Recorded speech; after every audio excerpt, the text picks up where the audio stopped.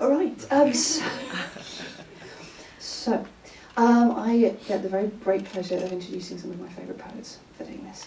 And the first time I saw Ken perform was by accident. He was just coming along to watch one of his favourite performers perform a headliner, and I thought for some reason that he wanted to slam, so I put his name on the list, read it out, and he went, okay then. I just did it, because fuck it. I was absolutely brilliant. I went over time because he hadn't prepared something that was supposed to stay in time, but just went, doing this again. And so he came back again, and we've seen him as judge, we've seen him as performer, we've seen him as winning slammer, we've seen him in the final, and we've seen him at Allographic, we've seen him doing all sorts of beautiful poetry. He has the gift of remaining still while his words take you in all sorts of places, and he will range all sorts of emotions. So, in lieu of him giving trigger or content warnings, and it's probably good for the rest of the night as well, we will have poets making you feel things. We will have poets making you think things, and we will have poets using strong fucking language, basically, so brace yourselves. But first, I need you to help me to welcome, again, one of my favourite poets. This is Ken Cumberlidge.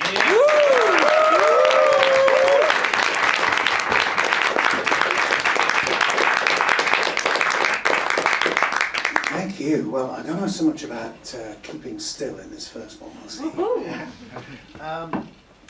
I first started performing poetry as a teenager in the mid-1970s on the Liverpool pub scene. And back then I learned very quickly what all the pub poets knew, which is that the literary establishment looked down on us and thought what we did was crap. Basically because we did stuff that was spoken word, it was performance poetry. So in the moment of utterance it went into the brain and went bang. And they saw that and thought, where are the 15 layers of metaphor? You know, so no, that is populist doggerel. Well, I'm 61 now, and I've only just got back into performing poetry for about the last 3 years, and the spoken word scene has just floored me completely. I'm astounded by it. It's so powerful and eloquent and gorgeous. And yet, those same voices are still out there. Different people, same mantra, saying that what happens at this microphone and others like it isn't proper poetry. Well, unusually for a non-believer, this moved me to write a prayer. And well, it's not so much a prayer actually, it's an invocation. So hang on to your drinks. I'm calling down the heavy mob.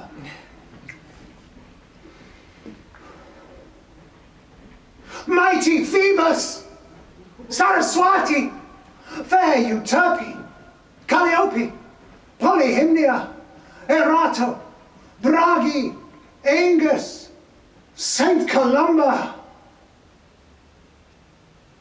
Well, whichsoever supernatural entity might be in this my moment of entreaty in the mood to give a toss. And assuming you exist at all, grant me, I beseech, this day and each day hereupon pursuant, strength commensurate, that I might, by such divers means as may meet your desire, and to whatever fair extent I am so able, wrest thy blessed, spurned, detested, wretched, filth-encrusted, fetid, scabby, skid-marked, bogey-gobbling, gutter-urchin poetry out for once and thence for all from the antiseptic thrall of over-academicized apothecaries of literature, who, like unto physic leeches, slither, squirm, insinuate, gain purchase, numb the hapless host and hang thereon, to gorge, to suck, drain, starve the thing and keep it starved, limp, enfeebled, vitiated, paled to near oblivion. Yet, blind to this, their own offence, and counter to all natural sense, hail themselves its right custodians, under patent self-deceit that modishness equates to worth, dry artifice to insight likewise, and, most noxious sin of all, mistake abstruseness of expression for profundity of thought. And by dint of this same creed, claim poetry the province of initiates only, property of the anointed, the appointed, the self-important, self-congratulatory, jizz-dribbling, sticky-fisted, masturbatory favourites of the keep 'em guessing, keep 'em hungry, and for art's sake, keep the dreaded hoi polloi at rather more than arm's length, darling, cabal here described. But should as full I fear this task prove well past my accomplishing. I beg thee, deities, saints, and muses, if you care for aught at all, lend my shambling, ragged lays such virtues, fair, few, honest, small, sufficing such that in thy knowing each deserves the mantle. Thank you. Yeah.